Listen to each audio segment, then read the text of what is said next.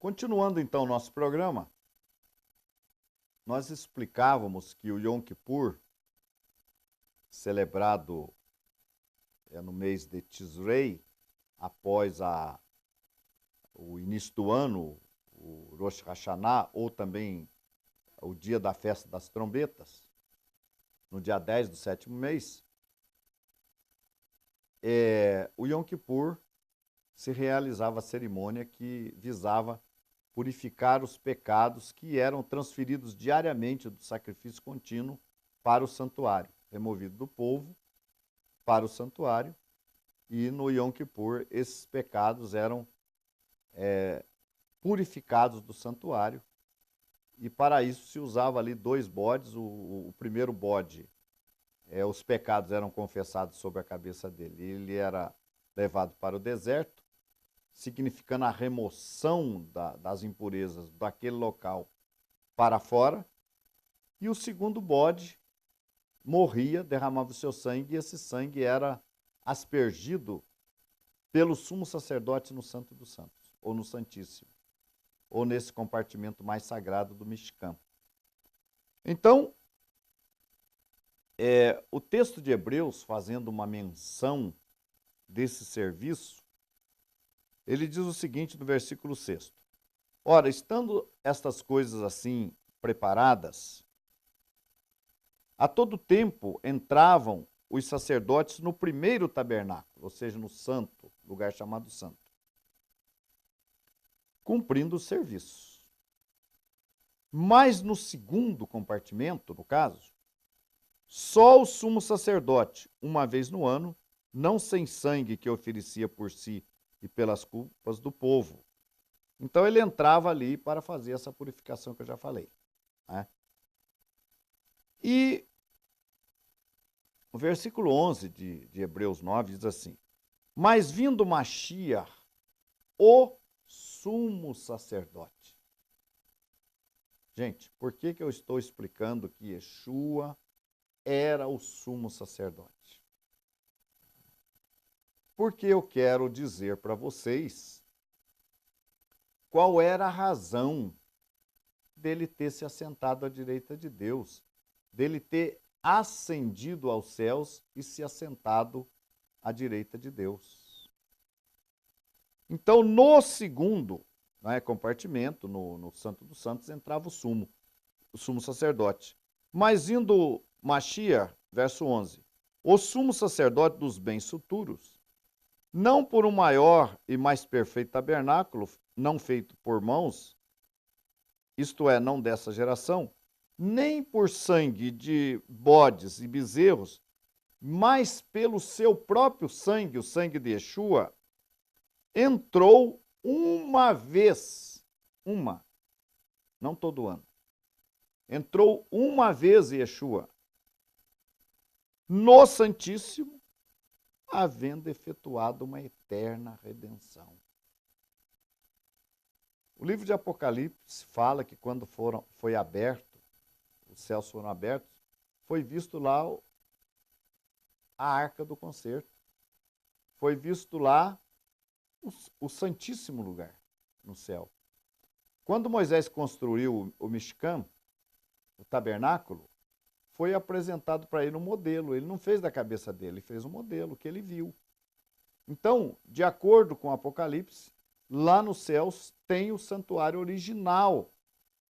Provavelmente, possivelmente, Moisés tenha tido uma visão daquele santuário, já que naquele santuário celestial também foi vista a Arca da Aliança. Então, nós temos aqui que Yeshua entrou uma vez no santuário.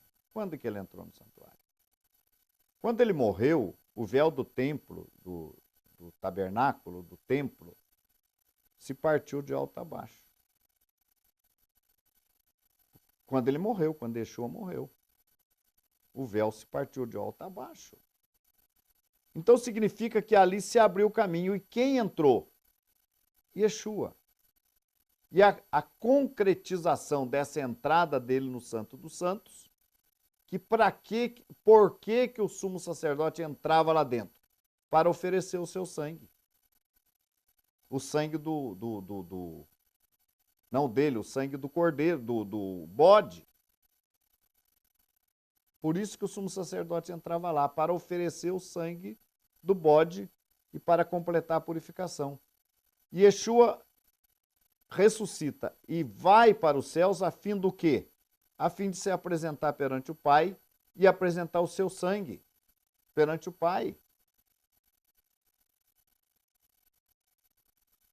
Então o texto diz que com esse ato dele, de Yeshua, como sumo sacerdote, ele ofereceu para Deus um sacrifício único e efetuou uma eterna redenção. Então não é necessário mais que todo ano o sacerdote entrasse no santuário, mas porque ele entrou uma vez para sempre.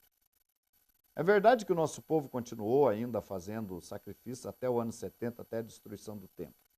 Mas já não tinha mais uma validade no sentido espiritual diante de Deus, porque Yeshua já havia entrado 40 dias após a sua ressurreição. Yeshua vai e comparece na presença de Deus como sumo sacerdote e oferecendo o seu sangue, oferecendo um sacrifício definitivo, um eterno sacrifício. E o versículo 15 de Hebreus, capítulo 8, diz o seguinte: e por isso aqui é muito importante.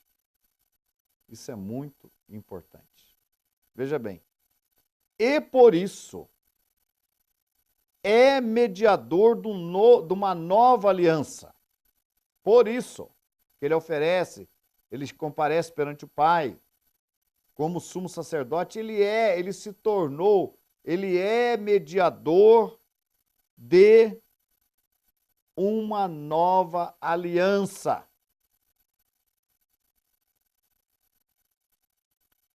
Para que, intervindo a morte dele, para a remissão das transgressões que havia debaixo da primeira aliança.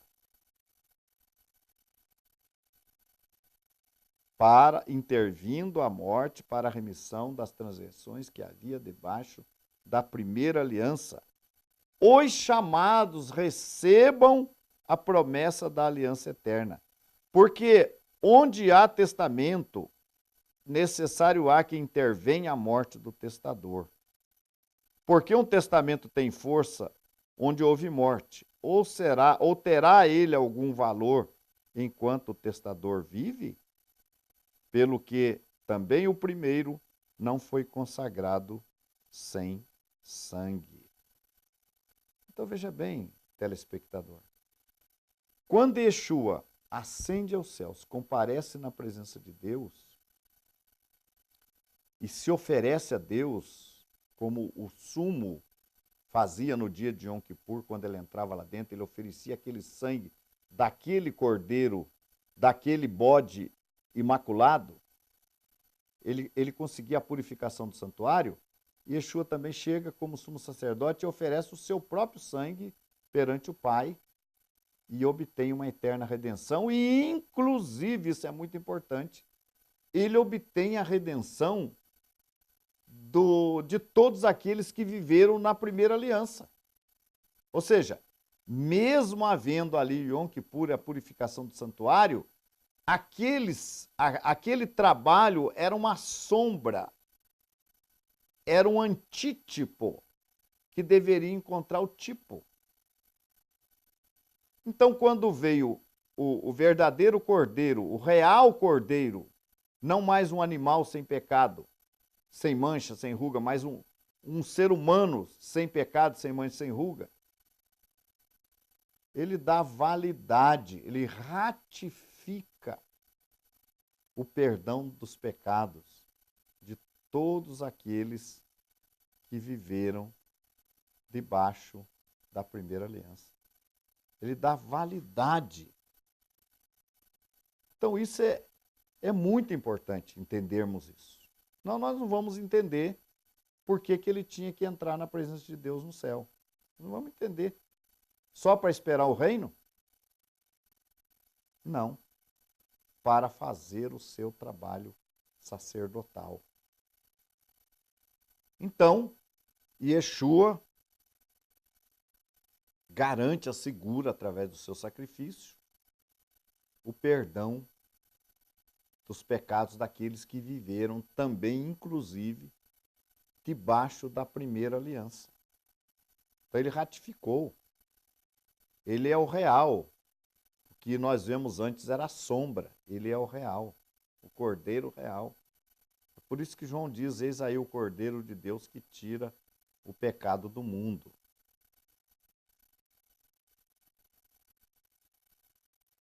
Então, nós vamos ver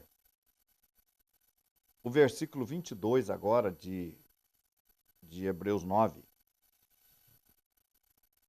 E quase todas as coisas, segundo a lei, se purificam com sangue. E sem derramamento de sangue, não há remissão. Então, por isso é que nós dependemos de Yeshua hoje. Porque desde o ano 70 que não se faz mais sacrifícios de animais. E daí? Sem derramamento de sangue não há remissão. Ah, mas eu faço orações, eu oro o Sidur de ponta a ponta. Não adianta. É muito bom, mas não adianta. Para esse fim, não. Para remissão, para perdão, para purificação de pecado, não funciona. Até porque se funcionasse, Deus não teria implantado todo o sistema lá anterior, derramamento de sangue de animais, se você poderia obter esse perdão fazendo várias orações. Então não tem sentido. Então o texto é claro, sem derramamento de sangue não há remissão. Quase todas as coisas, segundo a lei, se purificam com sangue. E sem derramamento de sangue não há remissão. De sorte que era bem necessário que a figura das coisas que estão no céu assim se purificasse, mas as próprias coisas celestiais com sacrifícios melhores do que estes.